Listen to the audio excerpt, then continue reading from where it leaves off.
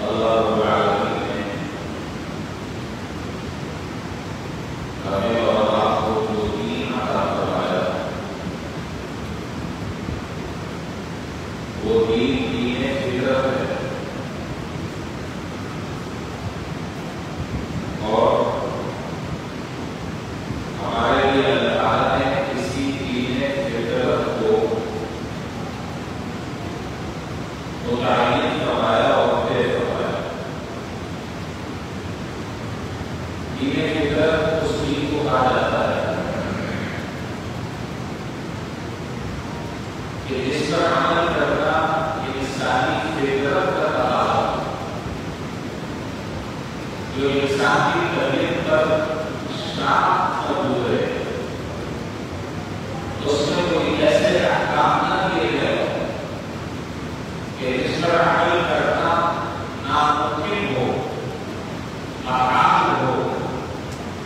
آپ نے عمل نہ کر سکتا ہو۔ شریعت نے ہمیں اور آپ کو کوئی ایسا حکم دے دیا جس کے کرنے کی قدرت، جس کے کرنے کی استطاعت اور صلاحیت ہمارے اندر سرے سے موجود ہی نہ ہو، ایسا کوئی حکم نہیں دیا۔ کوئی آدمی اپنے احکام پر اپنے نفس کی چوری کی وجہ سے اگر عمل نہ کرے وہ ایک الگ مسئلہ ہے، لیکن فی نفسی جتنے احکامات اللہ تعالیٰ نے اور آپ کو دیے جس کے ہم مکلف ہیں، وہ سارے کے سارے احکامات میں توحید فطرت کا ایک طریقہ ہے، اس پر عمل کرنا آسان ہے، اس میں کوئی مشقت اور کوئی تکلیف نہیں ہے۔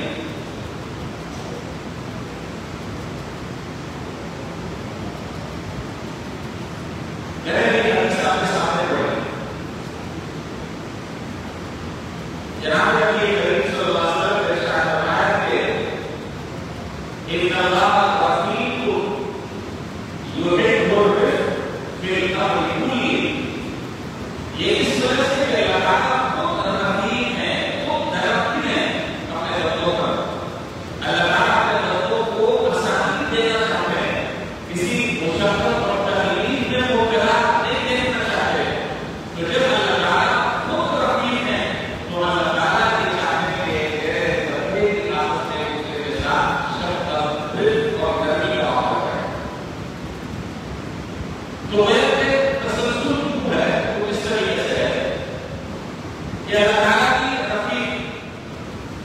اللہ تعالیٰ کے اتنے بندوں پر بڑے مہربان اور شفیق، اور اللہ تعالیٰ نے جو دین ہمیں عطا فرمایا اس دین کے لیے الگ الگ طرح آسانیاں، الگ الگ طرح سہولتیں، اس پر عمل کرنا ہر شخص کے لیے ممکن۔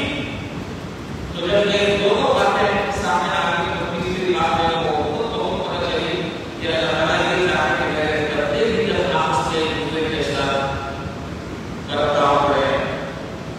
اپنی خاندانی زندگی میں، باہر کی زندگی میں، معاشرتی زندگی میں، تو ایک واضح طور پر نظر آنا چاہیے اور اس سے اس اخلاق اور نرمی اور شفقت اور رحم کا مظاہرہ ہونا چاہیے۔ اور میرے دوسرے جواب حدیث جو میں آپ کے سامنے رکھی،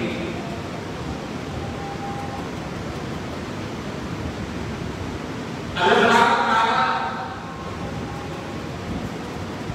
کا حکم یہ فطرت کے لیے ہے، اور یہ نرمی کیسی چیز ہے؟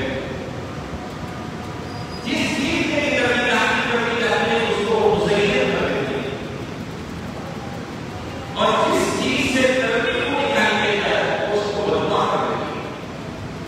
وہ اسے اعتدال بنا کر چھوڑتی ہے۔ نرمی پیدا کر جائے اس کا حصول بڑھ جاتا ہے، اس کی خوبصورتی میں اضافہ ہو جاتا ہے، اور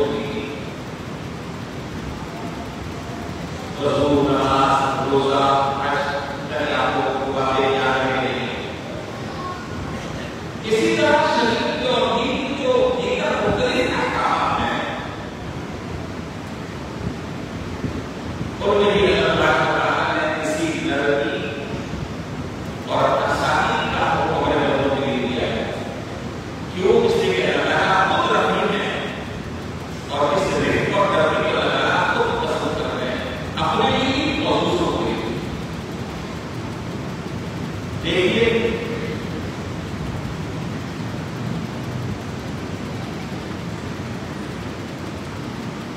جناب نبی کریم صلی اللہ علیہ وسلم سے زیادہ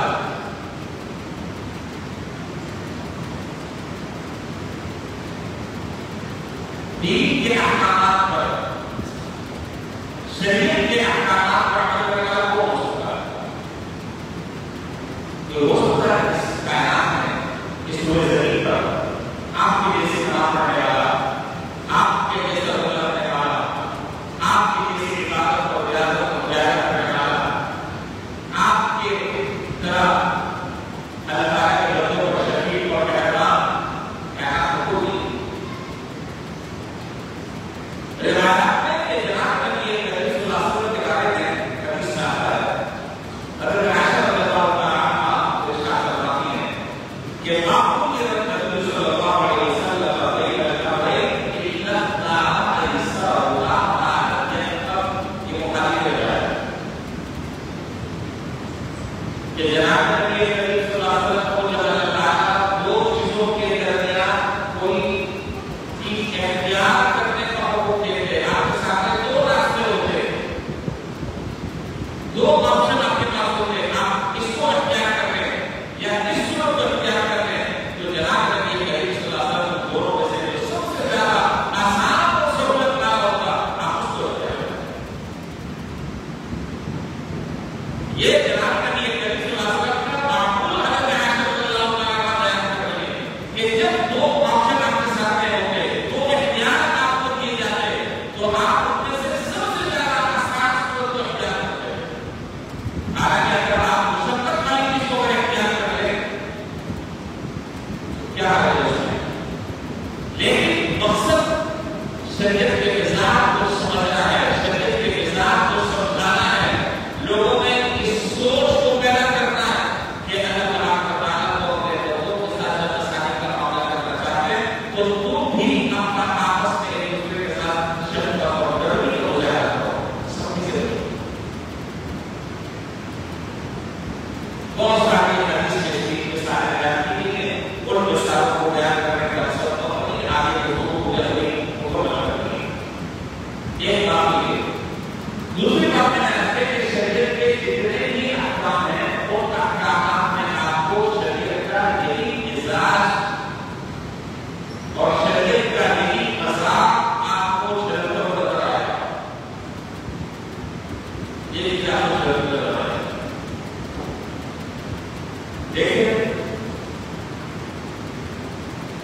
آپ شراب کو لے لیں، شراب اگر آپ اس میں مسلط اور تعلیم میں اگر آپ جائیں تو قرآن کریم کا مطالعہ کرنے والا آدمی یہ آپ اچھی طرح جانتا اور سمجھتا ہے کہ قرآن کریم نے بیان ہو وشے کا شراب کا تعلیم ہے، شراب کے جو احکامات ہیں وہ بدتریش احکامات ہیں، آہستہ آہستہ بدل گیا۔ بدل اسی کا ہے،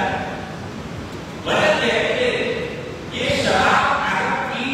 اور عرب کے رہنے والے لوگوں کی روٹین صلاحیت کر چکی ہے، اور جو چیز انسان کے نظام اور مذاق کا حصہ بن جائے، اس کی فطرت ثانیہ بن جائے، اس کی طبیعت ثانیہ بن جائے، اس چیز کو چھوڑنا اتنا آسان نہیں ہوگا۔ عرب نے شراب سے بڑی محبت کیا کرتی اور اس کے اتنے سارے نام ہے تعریف ملے کہ شراب کے تقریباً 250 کے قریب نام ہے۔ اس کے ساتھ اگر بنایا جائے تو اس کا یہ نام ہے، اس کے ساتھ اگر اس کی ملاوٹ کری جائے تو یہ نام ہے، اس چیز کے ساتھ اگر بنایا جائے تو اس کا یہ نام ہے، صبح کو کی جائے تو اس کا یہ نام ہے، دوپہر کو کی جائے تو یہ نام ہے، خراب پیالے میں کی جائے تو اس کا یہ نام ہے، خراب کٹورے میں کی جائے تو اس کا آپ کو حیران ہو جاتا ہے۔ یہ ساری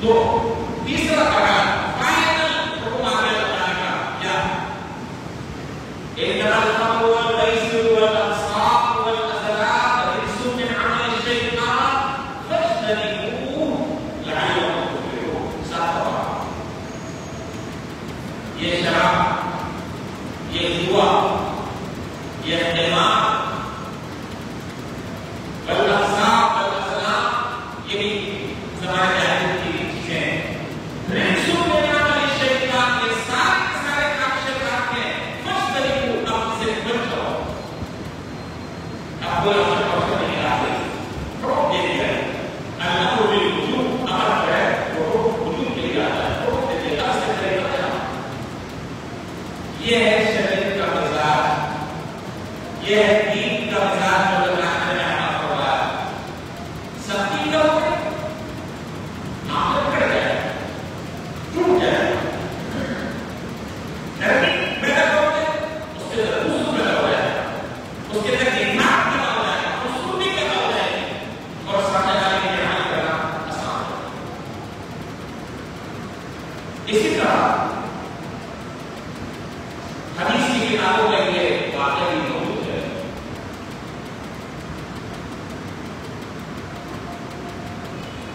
کہ اس کا حضرت عائشہ رضی اللہ عنہا فرماتی ہے کہ اس کا رفض من اليهود عن النبي صلی اللہ علیہ وسلم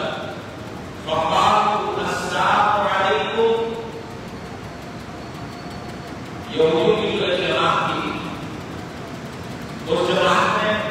جناب نبی اللہ اس جماعت کو کہتے ہیں جس کے افراد 10 سے 12 اس کو عربی میں کہتے ہیں اللہ. اسی طرح یہ کہتا ہے اس کا نام ہوتا ہے قوم.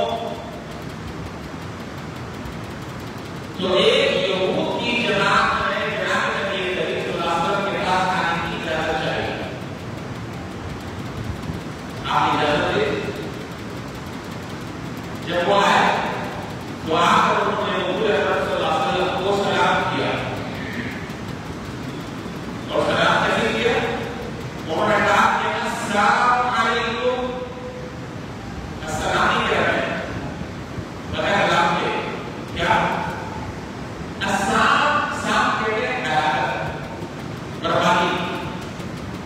اور اس طرح بول بول الفاظ کو زبان کو گھما پھرا کر کے اگلے آدمی اگر غور سے نہ سنے تو سنا نہ دین کا جملہ کہہ رہا ہے. یہ کیا کر رہے ہیں؟ اور یہ بھی پتہ ہے جناب نبی کریم صلی اللہ علیہ وسلم نے یہ جملہ سن لیا اور سمجھ بھی لیا. اور نے کہا کہ السلام علیکم یعنی گویا کہ جناب نبی کریم صلی اللہ علیہ وسلم کو بددعا کی کہ تمہارے لیے ہلاکت ہو, تمہارے لیے بربادی ہو. اور پھر بھی خوش ہو رہے ہیں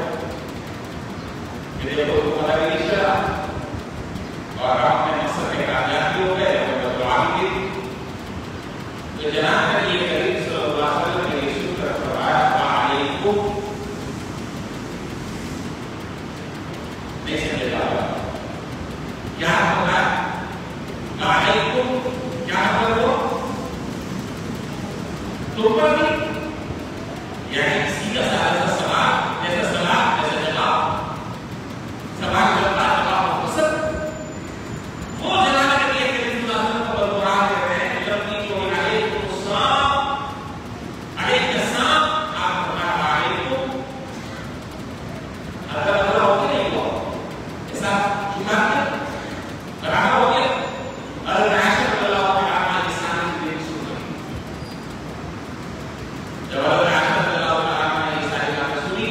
تو اسے رہا کیا اور انہوں نے کہا کہ علیکم السلام واللعنہ. حضور کے جواب میں ایک لفظ کا اضافہ کر دیا.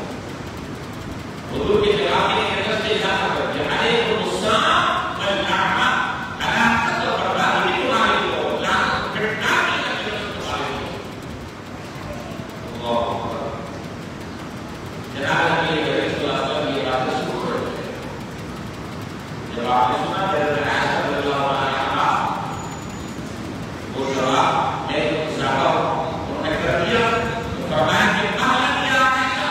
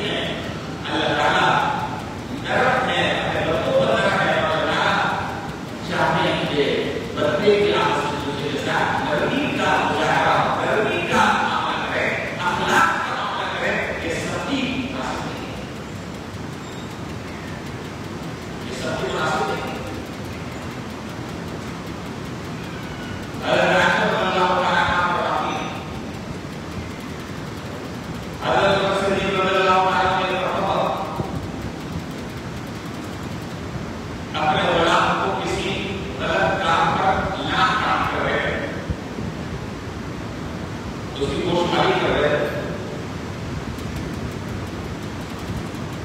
کسی کام پر وہ لعنت دے رہے،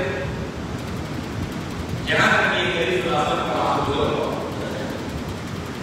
آپ نے دیکھا کہ آج کو بکر جو ہے وہ جوش میں، اور آج کو وہ امام کی وجہ سے اپنے غلام کی خبر لے رہے، لعنت کر رہے. تو جب جناب نبی کریم صلی اللہ علیہ وسلم کہاں سے کہاں سے گزرے تو آپ نے فرمایا کس طرح اللہ کے صحابہ کی آگے تربیت فرمائی ہے اور انہوں نے حضور صلی اللہ علیہ وسلم کی باتوں کو کس طریقے سے گرہ لگائی ہے اور اپنی زندگی میں انہوں نے اختیار کیا. ہم راستوں کے کافی لفظوں پہ رہتے ہیں، ہمارے پاس اثر نہیں ہوگا، ہماری تربیت پر اثر نہیں ہوگا، ہمارا مزاج نہیں بدلتا، مزاج نہیں بدلتا، ہماری ہم اپنے روش اور طریقوں کو چھوڑنے کے لیے تیار نہیں. کس پٹی کے ہو رہے ہیں؟ تو جناب نبی کریم صلی اللہ علیہ وسلم نے وہاں سے گزرتے ہوئے ایک جملہ ارشاد فرمایا کہ لعانین و صدیقین کلا ورب الکعبہ، لعانین و صدیقین کلا ورب الکعبہ. فرمایا کہ رب کعبہ کی قسم لعنت دینے والا، لعنت اور پاک کرنے والا وہ صدیق نہیں ہو سکتا، لعنت دینے والا صدیق نہیں ہو سکتا. ایک وقت صدیق اگر اللہ نے اپنے صدیق بنایا ہے تو اس چیز کو چھوڑ دو، پھر جا کے تم صحیح نام صدیق کے رائے بنائے ہو. انہوں نے رعایت کی کہ رسول اللہ صلی اللہ علیہ وسلم سے کہا کہ میں یہ آپ سے عہد کرتا ہوں کہ آج کے بعد جو ہے تو میں کسی برابر کو نہ ڈانٹوں گا، نہ لعنت کروں گا، نہ تو لعنت بھیجوں گا، نہ اس کے ساتھ سختی سے پیش آؤں گا اور اس برابر کو میں اللہ کی عذاب کروں گا. یہ حضرات جب اس طرح کی بات ہوتے تھے تو فوراً ان کی زندگی میں تبدیلی آ جاتی، رک جاتے تھے، ٹھہر جاتے تھے. یہ کام تو معلوم کیا ہوا کہ اس ساری کو جب گفتگو کر رہا ہوں، اس ساری گفتگو کا حاصل یہ ہے کہ اللہ تعالیٰ بھی یہ چاہتے ہیں کہ تیرے بندے بھی آپس میں ایک دوسرے کے ساتھ نرمی کا برتاؤ کرے، شفقت کا برتاؤ کرے، مزاج میں سختی اور اکڑ مزاج ہونا یہ اللہ تعالیٰ کو پسند نہیں، یہ چیزیں اللہ تعالیٰ کو پسند نہیں. بس اس کو اللہ تعالیٰ کو کھینچ دے دیتے ہیں اس کی کو کہیں شام کی تاریخ میں لکھا ہے کہ امام ابو زرع ایک بہت بڑے شافعی المسلک محدث گزرے. امام ابو زرع رحمۃ اللہ علیہ شافعی المسلک امام ہے. پہلے شام میں پھر مصر میں قضا کے عہدے پر فائز تھے، قاضی تھے، بڑے قاضی.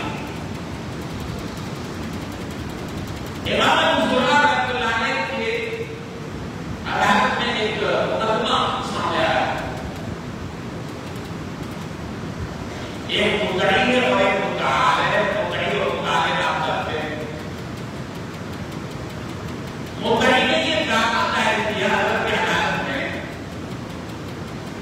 کہ حضرت یہ آدمی ہے جس نے میرے پیسے دینے والے پیسے دیتا ہے،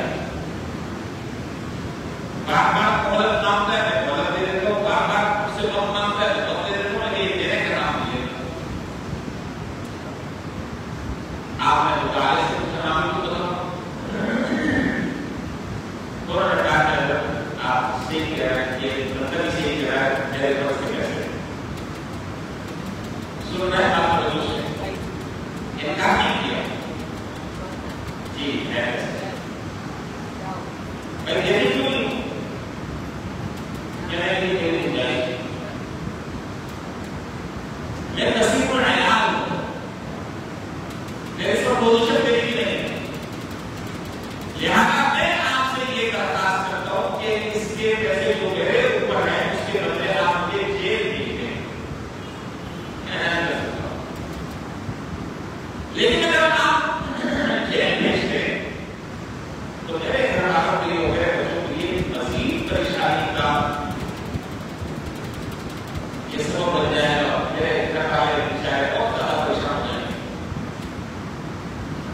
اب آپ جیسے فیصلہ کریں گے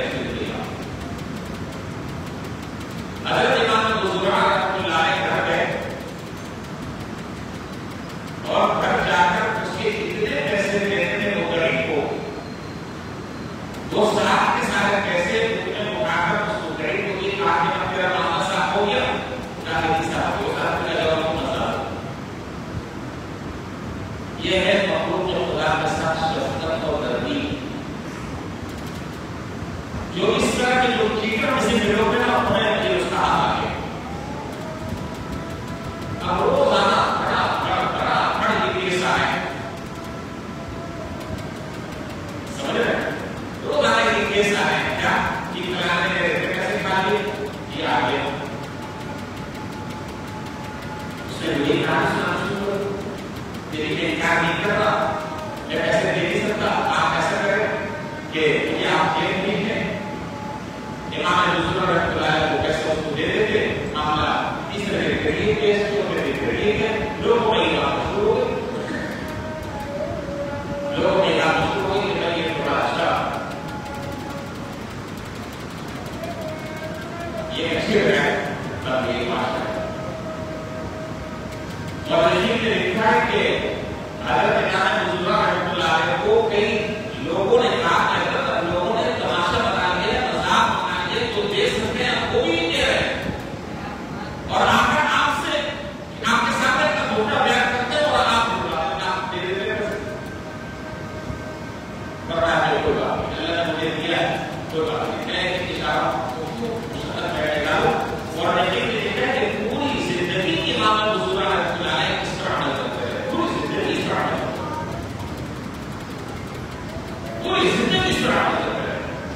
یہ جب اللہ نے مجھے دیا کوئی بات مخلوق خدا کا بتاؤ کہ بیچارہ کس پریشانی میں ہے، کوئی کس تکلیف میں ہے، کوئی کس مصیبت میں ہے، اس کا بتاؤ ہے۔ تو اللہ تعالیٰ جب کسی کے دل میں کاٹ ڈالتے ہیں، اللہ تعالیٰ جب اس کے دل کو درد کر دیتے ہیں، تو پھر اللہ تعالیٰ اس سے لوگوں کو نفع پہنچاتا ہے، لوگوں کو اس سے خیر پہنچتی ہے، لوگوں کے لیے وہ بھلائی کا ذریعہ بنتا ہے، اس لیے کہ وہ معاملات میں آسانیاں پیدا کرتا ہے لوگوں کے لیے، وہ سب تیر نہیں ہوگا، وہ دشمن نہیں ہوگا۔ اور قرآن کریم میں آپ دیکھیں اللہ تبارک و تعالیٰ نے جناب نبی کریم صلی اللہ علیہ وسلم کو کیا فرمایا، وَلَوْ كُنْتَ فَضًّا غَلِيظَ الْقَلْبِ لَانفَضُّوا مِنْ حَوْلِكَ، اے پیغمبر اگر آپ اپنے اللہ کے صحابہ کے سامنے سب مزاج ہوتے اور سب مزاج کے ہوتے، سب طبیعت کے ہوتے، خوشبوئی آپ کی طرح ہوگی، لَانفَضُّوا مِنْ حَوْلِكَ، یہ سب آپ کے ارد گرد سے چھڑ جائے، سب کرنا ہے، سب ختم ہو جاتے ہیں، اور ابھی کے لیے آپ کے اوپر امام کی طرح پروان کی طرح آپ کے سامنے جھوم رہے ہیں اور آپ کو فدا ہو رہے ہیں، یہ وجہ ہے آپ کے اخلاقی فرزانہ، یہ ہے آپ کی شفقت، یہ اس کا نتیجہ ہے۔ اور جس دن آپ سب ہو گئے یہ سب کے سب آپ کو چھوڑ چھاڑ کر چلے گئے۔ اور یہاں میں ایک بات اور بھی اثر کو واضح میں رہے تاکہ مقابلہ آپ کو نہ ہو جائے، بات بالکل کلیئر ہے۔ دیکھیے دو طرح کے معاملات ہیں، اچھی طرح بات سمجھیں، دو طرح کے معاملات ہیں، ایک معاملہ ہے جناب نبی کریم صلی اللہ علیہ وسلم کی اپنی ذاتی اور دینی زندگی کا، اور ایک معاملہ ہے باہر مسلمانوں کے اجتماعی حالات اور معاملات کا، جہاں جہاں پر تربیت حضور صلی اللہ علیہ وسلم نے اختیار کی وہ ان کے ذاتی معاملات میں، لیکن اگر اللہ تعالیٰ کے دین میں کوئی آدمی فساد مچاتا تو آپ سے زیادہ سخت کوئی ہوگا، آپ سے زیادہ سخت کوئی ہونا ہوگا، آپ سے زیادہ وہ فیصلہ کرنے والا کوئی نہ ہوگا، اس لیے کہ اب معاملہ آ گیا شریعت کا، اب معاملہ آ گیا اللہ تعالیٰ کے دین کا، اگر اس کے لیے اگر آدمی طرف پڑ جائے تو پھر تو وہ اللہ تعالیٰ کا دین اصلی صورت میں باقی نہ رہے، وہ پھر کہاں تک بچ جائے۔ ہاں جہاں ذاتی معاملہ آ جائے وہاں جناب نبی کریم صلی اللہ علیہ وسلم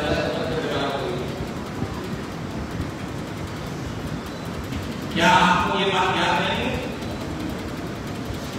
ابھی پرسوں میں 10 منٹ پہلے یہ بات بتائی، پرسوں کی بات کہ جب قریشی مکہ نے جناب نبی کریم صلی اللہ علیہ وسلم کو بہت تنگ کر دیا اور آپ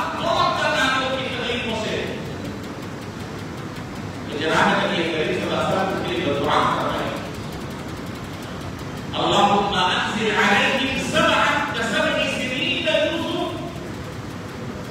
اے اللہ ان کو پر ایسی قحط سالی مسلط کر دے، ایسی قحط سالی مسلط کر دے جیسے کہ حضرت یوسف علیہ السلام کے زمانے میں 7 سال قحط آیا تھا۔ تو یوسف علیہ السلام نے دعا فرمائی تو دعا قبول ہوئی۔ چنانچہ مفسرین نے لکھا کہ وہ قریش مکہ قربان کھانے پر مجبور ہو گئے، خواہوں اور فاقے۔ چنانچہ پھر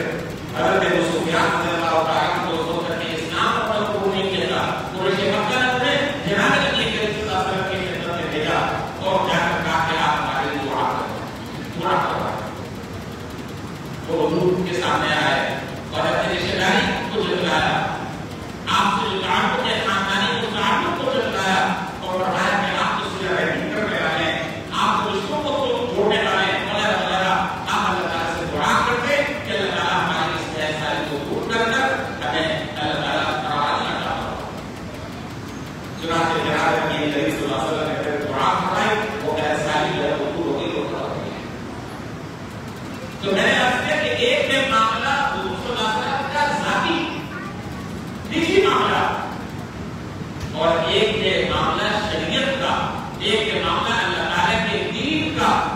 اللہ تعالیٰ کے دین کے احکام کو نافذ کرنے کا۔ اس میں کوئی ترتیب نہیں ہے، اس میں بھی اگر ترتیب پیدا کر دی جائے تو پھر وہ جو دین اصلی شکل میں ہمارے سامنے موجود ہے وہ تہس نہس ہو جائے، وہ ختم ہو جائے۔ اور میں اگر بہت زیادہ مزید ڈیٹیل میں اور تفصیل میں اگر جاؤں تو بہت ایک لمبی فہرست ہے۔ یہ تو میں نے موٹے موٹے شریعت کے احکام آپ کو بتلایا، اس کی وجہ سے مثالیں آپ کے سامنے رکھی ہیں۔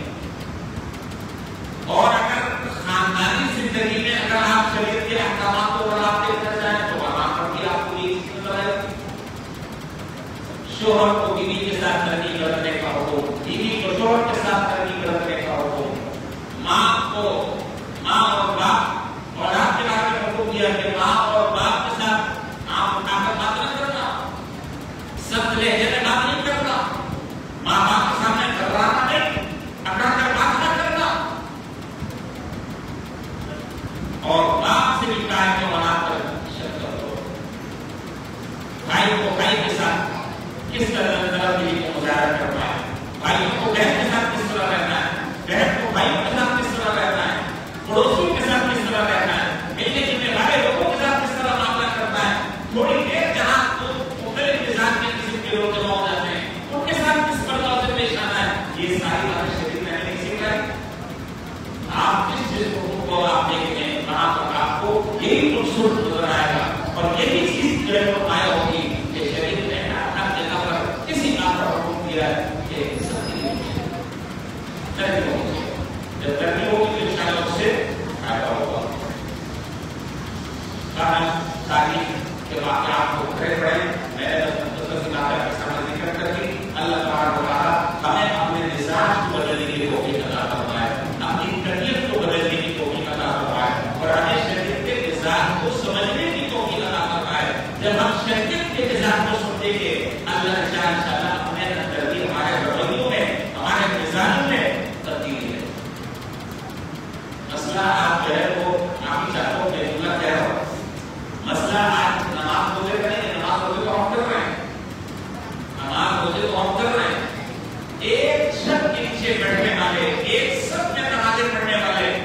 5 وقت ایک جگہ حاضری دینے والے، سلام دعا کرنے والے، ذرا ذرا سی باتوں پر ایک دوسرے سے منہ پھیرا ہوا ہے اور ایک دوسرے سے اپنے کلامی ہے، ایک دوسرے سے بات کرنے کی روادار ہے، ایک مسجد میں آ رہے ہیں، ایک قرآن کو ماننے والے، ایک نبی کو پیغمبر کو ماننے والے، ایک عقیدے کے ایک امام کو فالو کرنے والے، یہ ہے ہماری زندگی۔ 5 لوگ آ رہے ہیں نماز میں، لیکن میں نے کیا کیا، میں اسی بات کو پھر دوبارہ رہا ہوں، یہ سارے کام کو ہم کر رہے ہیں لیکن اپنا مزاج بدلنے کے لیے نہیں بول رہے۔ یہ کسی طرح پر مزاج کو بدلنے کے لیے تیار نہیں ہے، اپنے انداز کو بدلنے کے لیے تیار نہیں ہے، اپنے رویے میں تبدیلی لانے کے لیے تیار نہیں ہے، اور خواہش یہ ہے کہ حضور کی شفاعت نصیب ہو جائے، جنت الفردوس میں اللہ تعالیٰ اعلیٰ مقام عطا فرمائے، قبر جو ہے جنت البقیع میں بنے، نماز ہے مسجد نبوی میں تیری ہو، امام کعبہ تیری نماز جنازہ پڑھائے، یہ قیادت اسکو مقال اسکو اللہ تعالیٰ ہم سب کو ان باتوں پر عمل کرنے کی اور سنجیدگی سے اس معاملے میں ہمیں اور فکر کرنے کی اور سمجھنے کے بجائے کو عطا فرمائے۔